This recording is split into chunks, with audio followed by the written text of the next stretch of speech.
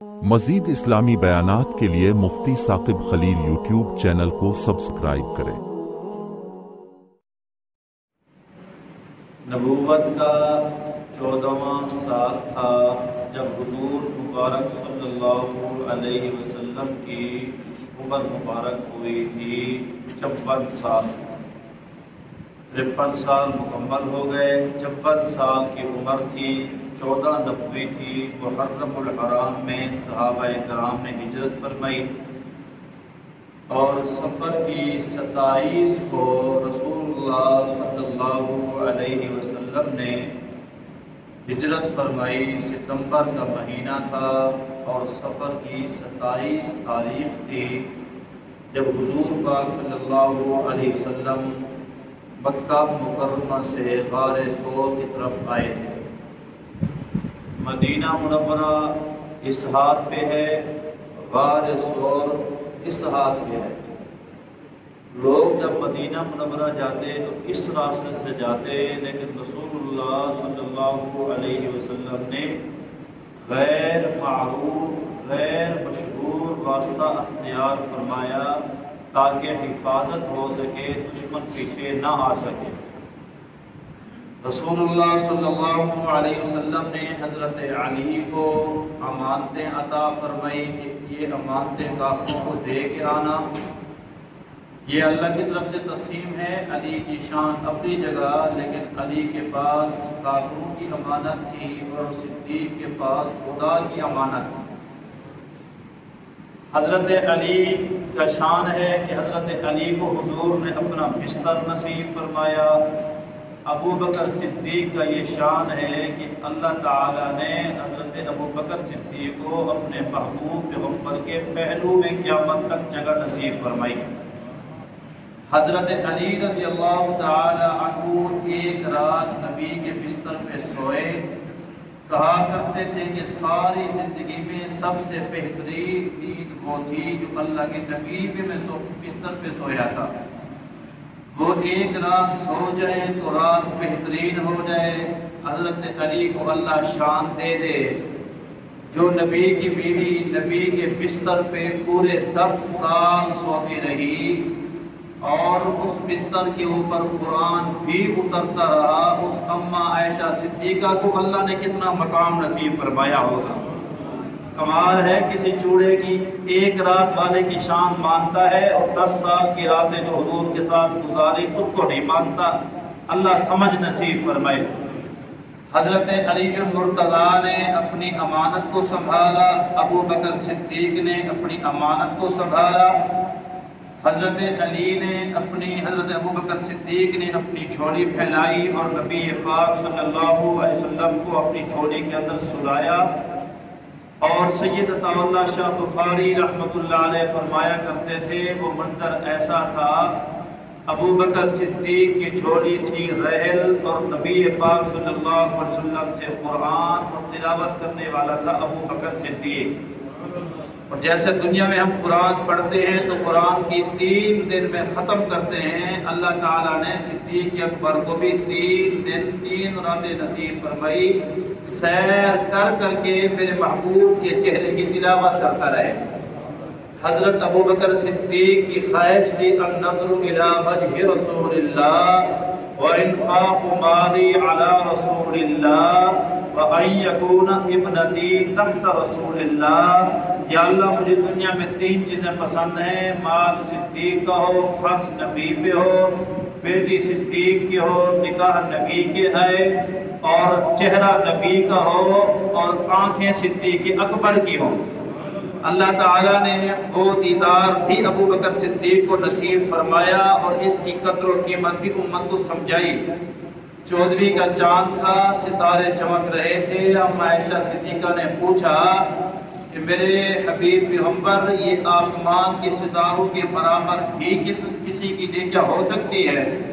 حضور نے فرمایا ہاں، عمر کی نیکیاں ان آسمان کے ستاروں کے برابر ہے۔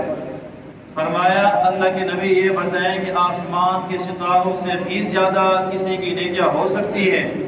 فرمایا تو نے ستاروں کی بات کی، تو نے ساروں کی بات کرنی تھی۔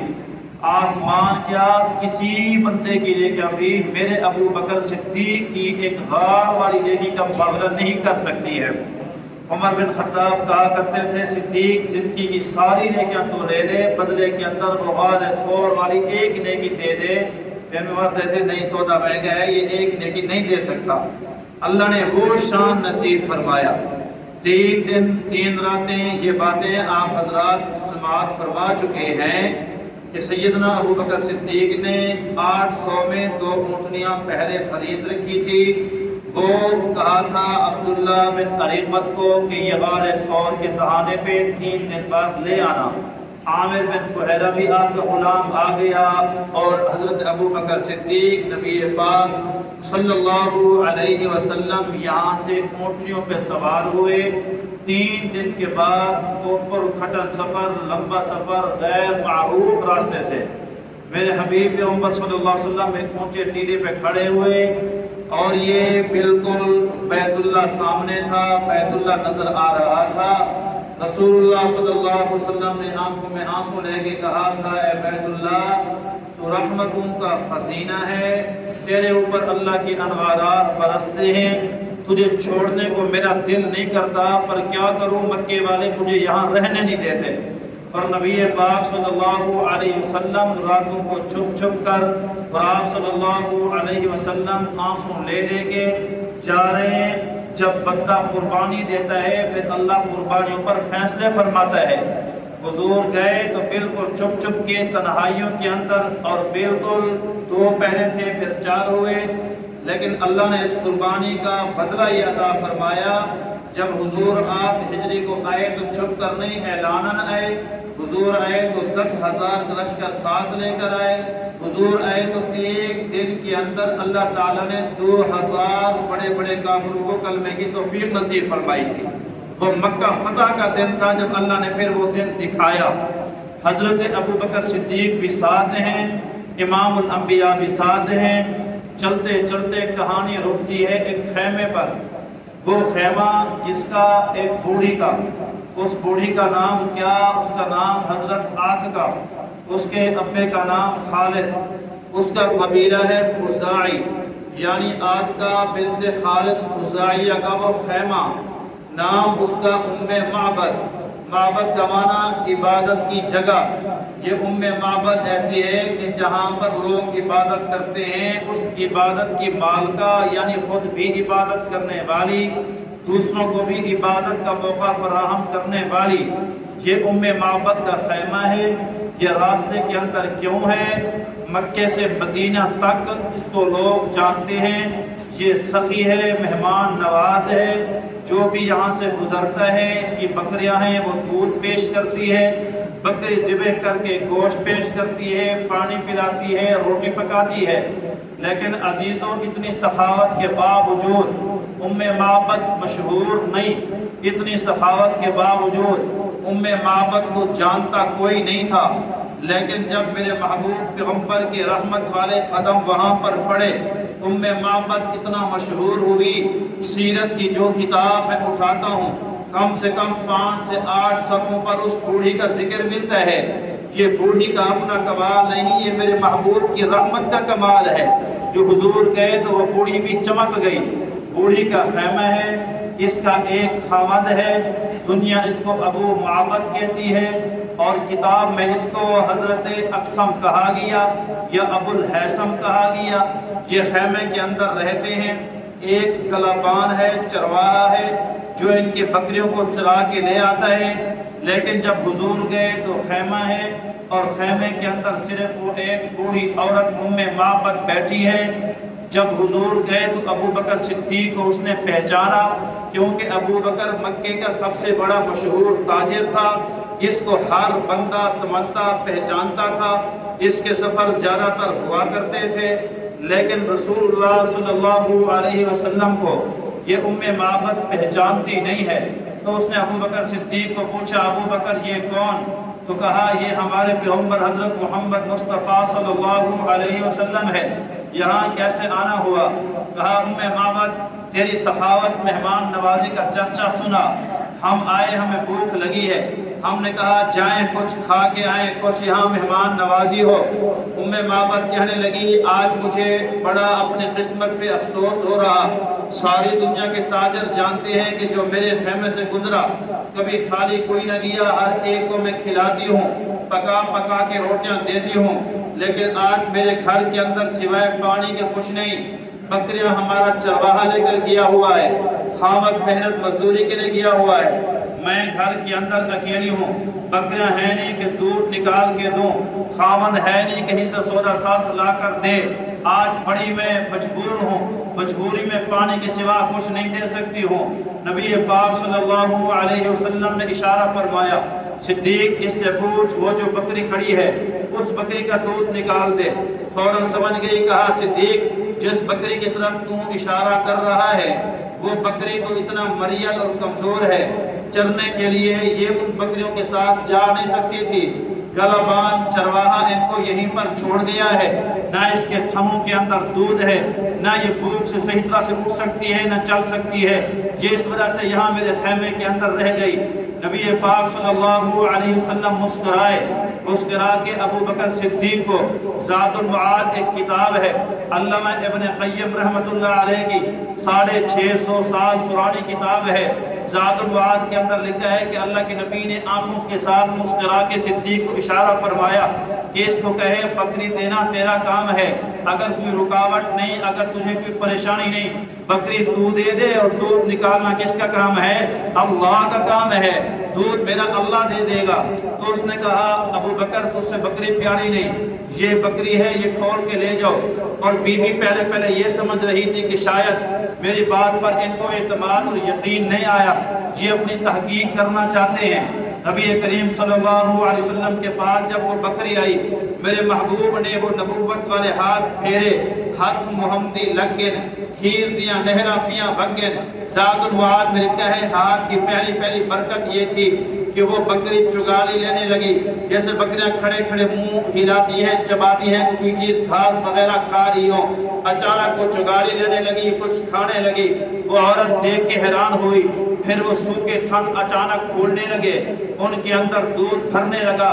وہ عورت یہ ماجرا دیکھ کر حیران ہوئی، اور یقیناً حیران کی بنتی ہے۔ عزیزو آج 1500 سال ہو گئے، اپنے محبوب پیغمبر کی سیرت ہم پڑھتے ہیں، واقعات ہم سنتے ہیں، ہمارے ایمان کے اندر اضافہ ہوتا ہے۔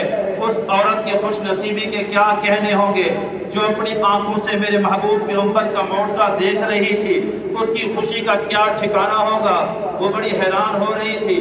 اللہ کے نبی نے فرمایا صدیق اس کو کہو برتن دے۔ ابو بکر صدیق سمجھ گئے آج میرے نبی کی رحمت کا سمندر ٹھاٹھے مارنے والا ہے، آج دریا جوش مارنے والا ہے۔ کہا ام معبد برتن لے آنا، لیکن برتن چھوٹا نہ ہو، برتن بڑا لے آنا۔ وہ برتن اتنا بڑا لے کے آئی جس کے اندر سے 8 بندے بھی اگر دودھ پئیں تو وہاں سے دودھ ختم نہیں ہوتا۔ اللہ کے نبی نے وہ برتن بھرا، دودھ نکالتے رہے، جب دودھ بھر گیا تو حضور نے ان کو دیا۔ پھر اللہ کے نبی نے فرمایا چھوٹا اور برتن لے آؤ، پھر برتن آیا، اللہ کے نبی نے نکالا، عامر بن فہیرہ کو پلایا، عبداللہ بن عریقت کو پلایا، کہا حضور آپ پئیں۔ حضور نے امت کو قانون سمجھایا، فرمایا سید القوم فی السفر خادمہم، جو قوم کا سردار ہو جب سفر پہ جائے وہ قوم کا خادم بن جاتا ہے، وہ اپنی قوم کی خدمت کیا کرتا ہے۔ تم میرے ساتھ ہو، میں تمہارا سردار ہوں، جب تک خادم نہیں پیئیں گے مخدوم نہیں پیے گا۔ اللہ کے نبی نے ان کو پلایا، فرمایا اماں ام معبد تو بھی پی، پتہ نہیں کتنے دن سے تو بھوکی ہے۔ اس نے بھی دودھ پیا، پھر حضور نے اور دودھ نکالا، فرمایا ابو بکر تو پی۔ کہا اللہ کے نبی یہ کیسے ہو سکتے ہیں، میں پیوں اور آپ دیکھیں، آپ پئیں اور میں دیکھتا ہوں۔ حضور نے دودھ ہاتھ میں لیا، دودھ نوش کرنا شروع کر دیا۔ صدیق کے چہرے کو دیکھا کہ مسکراتے بھی ہیں، روتے بھی ہیں، آنکھوں میں آنسو بھی ہیں۔ کہا صدیق کیا بات ہے، کبھی روتے ہو، کبھی مسکراتے ہو، اور کبھی تیری آنکھوں میں آنسو آ جاتے ہیں۔ अबू बकर सिद्दीक ने कहा मेरे हबीब पैगंबर ये आंसू खुशी के आंसू हैं, इंसान को कभी खुशी की वजह से आंसू भी आ जाया करते हैं, मैं इस वजह से रोता हूँ, मैं इस वजह से हंसता हूँ कि दूध आप पीते हैं और सीना सिद्दीक के अकबर का ठंडा होता है। हर पत्थर अकीक नहीं बन सकता, हर यार रफीक नहीं बन सकता, कोई बन सकते न कौसर यार लखा, हर यार सिद्दीक नहीं बन सकता। हुजूर करीम सल्लल्लाहु अलैहि वसल्लम ने फरमाया सिद्दीक तूने सच कहा, और ये सिद्दीक की जिंदगी का खुलासा है। हुजूर की खुशी को सिद्दीक ने अपनी खुशी बनाया हुआ था। जब इनके अब्बा बूढ़े हजरत अबू कुहाफा उस्मान आए, नबीना हो गए थे, अब आप पैगंबर की महफिल में आए, अबू बकर सिद्दीक ने बुढ़ेपे में कलमा पढ़ा, तो अल्लाह के नबी ने फरमाया सिद्दीक अब्बे ने बुढ़ेपे में कलमा पढ़ा, खुशी तो बड़ी हो रही होगी। कहा मेरे महबूब खुशी है, लेकिन जब आपके चचा हजरत अब्बास ने कलमा पढ़ा था, आपके चच्चे से ईमान से, आपके चच्चे के ईमान की वजह से जितना सिद्दीक को खुशी हुई थी उतना अपने अब्बे के ईमान पे भी खुशी नहीं हो रही है। आपकी खुशी को सिद्दीक अपनी खुशी मानता है। मेरे महबूब पैगंबर सल्लल्लाहु अलैहि वसल्लम ने पूछा उम्मे माबद तेरे घर में और कौन है? कहा जी मेरा घर वाला है, वो गलापान है, और मैं बर्तन और लेके आ, दूध थोड़ा और निकाल देता हूँ ताकि वो आए तो उनको भी दूध दे सके। जब वो बर्तन लाई, पाक पैगंबर ने दूध और निकाला, उसको भर के दिया, बकरी उसके हवाले कर दी। अब वो हैरान और परेशान बैठी है। अजीजों आज मैं आप अल्लाह हम सबको मस्जिद नबवी की हाज़िरी नसीब फरमाए। जब बंदा दाखिल होता है सामने गुंबद खिज़रा देखता है, दिल की कैफियत तब्दील हो जाती है, आंखों में आंसू आ जाते हैं। अल्लाह तेरा करम हुआ, तूने इस गुनहगार को पैगंबर के रोज़े अक़दस की ज़ियारत नसीब फरमाई। आज रोज़े अक़दस की ज़ियारत हो जाए और बंदे के जनाब खुशी के ठिकाने नहीं रहते। उस उम्मे माबद की खुशी का क्या आलम होगा जिसने खुद पाक पैगंबर की सारा दिन ज़ियारत की होगी, पाक पैगंबर के हाथों की बरकत देखी होगी, पाक पैगंबर का निकाला हुआ दूध पिया होगा। अब वो हैरान है, हवास बाख्ता बैठी है। शाम को घर वाला वापस आया, उसने देखा उम्मे माबद को, भूख के आसार नहीं, फिर दूध भर के जनाब अपने घर वाले को दिया। कहा मैं रोज आता था, तू पानी पिलाती थी, आज मैं आया तो दूध पिलाती है। कहा दूध वाफिर मिक़दार में है, ये कहाँ से आया? कहा एक सरदार की वजह से आया। कौन सरदार? उसकी कैफियत बयान करो। उम्मे माबद ने चंद लम्हों में हुजूर को देखा, वो कैफियत अपने घर वाले को बयान की। कहा एक ज़ात आई थी, जब वो गुफ्तगू करता था ऐसे लगता था कि मोतियों की एक लड़ी हो, दरमियान से उसको काट दिया गया हो, जैसे मोती तरतीब से गिरते हैं। महबूब पैगंबर की जुबान मुबारक से तरतीब से एक बोल गिरता था, मोतियों की तरह एक एक लफ्ज़ निकलता था जैसे मोती चमकता है। महबूब के दंदान मुबारक के अंदर यूं चमक थी। महबूब पैगंबर का कद मुबारक दरमियाना था, अखलाक का अजीम पैकर था, आंखें मुबारक सुरमा लगाई हुई थी, सर मुबारक इतना बड़ा भी न था जो जिस्म के ऊपर बोझ महसूस हो, इतना छोटा भी न था जो जिस्म के ऊपर ऐब महसूस हो। दरमियाना सर मुबारक था, सर मुबारक आपका गोद था और आपकी भौरे मुबारक दरमियान में मिली हुई थी, बड़ी खूबसूरत लगती थी। दूर से देखो तो मोहब्बत महसूस हो, करीब आए तो प्यार आने लगे। वो महबूब ऐसा अजीम अखलाक का पैकर, उसके सारा हुलिया जो उम्मे माबद ने बयान किया। देखा घर वाला रो रहा था, कहा बस कर, ये तो वही खुश नसीब है, ये तो वही ज़ात अक़दस है जिसका जिक्र मक्का की गलियों में सुनता हूँ, जिसका जिक्र कुरैशियों के यहाँ सुनता हूँ, जिसका जिक्र मुझे हज के काफ़िले वाले आकर करते हैं। वो कहाँ गए? कहा मदीना की तरफ गए हैं। कहा हमारा रहना यहाँ पर ख़त्म है, जल्दी चल वहाँ चलते हैं। यहाँ से गए मदीना मुनव्वरा के अंदर पहुँचे, वहाँ सिद्दीक़ अकबर पहले मिल गए, हम आपके ऊपर बाद में मिले। उम्मे माबद ने मुस्कुरा के कहा ये है साहिब बरकत के साथ जो आया था, ये उसका साथी है। देखा तो अबू बकर सिद्दीक था। अबू बकर सिद्दीक ने उनका हाथ थामा, पैगंबर के पास ले गए।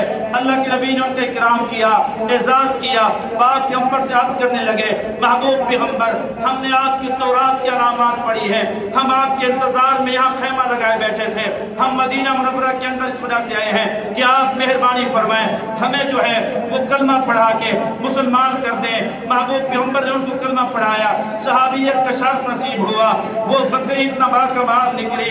पाक पैगंबर 10 साल फिर मदीना के अंदर रहे, लोगों को दूर दूर से पता चलता था उम्मे माबद के पास एक बकरी है जो पैगंबर ने हाथ फेरा है, दूध खत्म नहीं होता।